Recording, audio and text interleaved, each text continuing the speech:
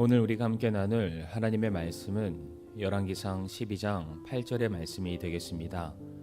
그러나 그가 노인들의 권고, 즉 그들이 자기에게 준 권고를 버리고 자기 앞에 서 있던 자들, 곧 자기와 함께 자란 청년들과 의논하여.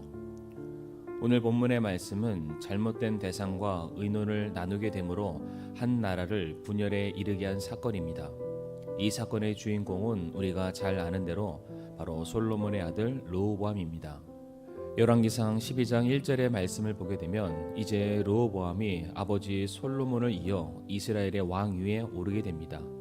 이때 백성들이 여로보암이라는 사람을 앞장세워 르호보암에게 한 가지를 요청하게 됩니다. 그것은 다름 아니라 당신의 아버지 솔로몬 때 우리에게 주어졌던 무거운 멍에 고통스러운 봉사의 일을 줄여달라는 것입니다. 사실 솔로몬이 왕위에 있을 때 7년 동안 성전을 건축하는 일이 있었고, 아울러서 13년 동안 왕궁을 짓는 일에 온 백성이 참여해야만 했습니다. 무려 20년이라는 시간 동안 온 백성이 노역에 시달리게 된 것입니다. 그래서 백성들이 했던 말이 우리의 짐을 조금이나마 줄여준다면 우리가 당신을 왕으로 기꺼이 섬기겠다며 이와 같은 요청을 하게 된 것입니다.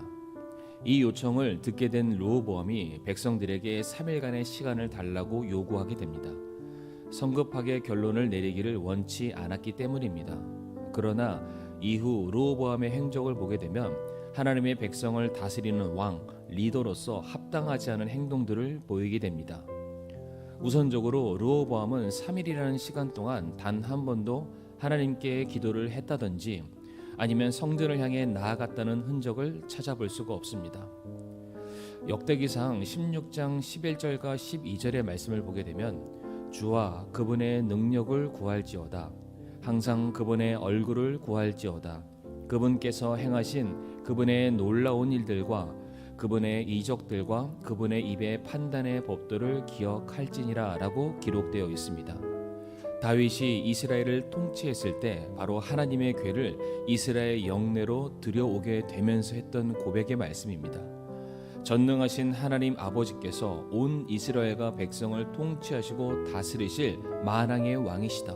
우리가 하나님의 말씀에 따라 순종하며 나아갔던 승리의 순간들, 반대로 하나님께 불순종하며 맞이하게 되었던 책망과 고난의 순간들을 우리가 잊지 말자고 다윗이 외쳤던 것입니다. 바로 모든 역사의 순간마다 친히 역사하시고 선한 길로 인도하신 하나님을 찾고 구하는 것이 이스라엘 백성의 왕이 마땅히 해야 할 일이었습니다. 그러나 본문에서 르호보암은 그렇게 하지 않았습니다. 대신에 여기저기 사람들을 찾아다니며 조언을 구하게 됩니다. 여기서 르호보암이 조언을 구한 대상들이 등장하게 되는데, 하나는 자기 아버지 솔로몬과 함께 일했던 원로 노인들이었고, 다른 하나는 자기와 함께 자란 친구들로 구성된 청년들이었습니다.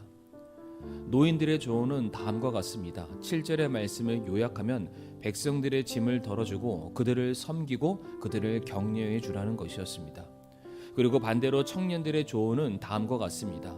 10절과 11절의 말씀을 요약하면 저들의 요구를 들어주지 말고 오히려 지금보다 더 노동의 양을 늘리고 또한 그들을 엄하게 다스려야 한다는 것입니다. 이후 이어지는 12절부터의 말씀을 보게 되면 르호보암이 결정을 내린 것을 이스라엘 앞에 통보를 하게 되는데, 우리가 잘 아는 것처럼 노인들의 말에 르호보암이 따랐던 것이 아니라 청년들의 조언에 따라 이제 이스라엘 백성들에게 더 무거운 멍에를 지게 만들었습니다. 그렇다면 왜 르호보암이 청년들의 말에 귀를 기울였던 것일까요? 첫 번째 이유로 8절 상반절의 말씀 보게 되면 그가 노인들의 권고, 즉 그들이 자기에게 준 권고를 버렸다라고 되어 있습니다. 르호보암은 노인들의 권고를 무시해버렸습니다. 여기서 말하는 노인들의 권고라 함은 다름 아닌 이스라엘 역사 가운데 그들이 경험했었던 하나님의 섭리와 발자취를 말하는 것입니다. 단순히 나이 많은 어른들이 그들이 가지고 있는 인생의 지혜를 말하는 것이 아니라 바로 노인들이 다윗 시대부터 솔로몬 시대에 이르기까지 하나님께서 친히 이스라엘과 함께 하셨던 역사의 흔적들을 보고서 거기에서 지혜를 얻어 르호보암에게 권면을 했던 것입니다. 그러나 르호보암은 노인들의 권고, 즉 하나님의 말씀을 무시하고 자기와 함께 자랐던 청년들, 즉 내 생각과 내 기분, 내 형편과 내 감정을 공유해 줄 수 있는 혹은 공감해 줄 수 있는 자들의 말에 귀를 기울이게 된 것입니다. 이것을 달리 표현하자면 르호보암은 청년들의 말에 귀를 기울인 것이 아니라 자기 생각에 옳은 대로 결정을 내렸다라고 보는 것이 더 정확할 것입니다. 여기서 우리는 왜 르호보암이 지난 3일 동안 하나님을 찾지 않았는지에 대한 이유를 발견할 수 있습니다. 그는 이스라엘의 왕 위에 오르면서 진짜 왕이 되려 했습니다. 이제 누구의 말에도 간섭받지 않고 통제받지 않는 자기 인생의 스스로가 하나님이 되어서 살고 싶었던 것입니다. 하지만 그렇게 내려진 선택의 결과는 결국 이스라엘이 분열이 되는, 그리고 그 분열의 끝은 찬란했던 이스라엘의 영광이 멸망하고 사라지게 되는 참혹한 결과를 맞이하게 되었습니다. 이 말씀을 들으시는 우리 사랑하는 성도님들께서는 지금 누구와 의논하고 계십니까? 인생의 중요한 결정을 놓고서 선택의 갈림길의 한복판에 서 계실 때에 누구를 먼저 찾고 누구의 말에 귀를 기울이며 어떠한 말에 무게를 두고 선택과 결정을 내리고 계십니까?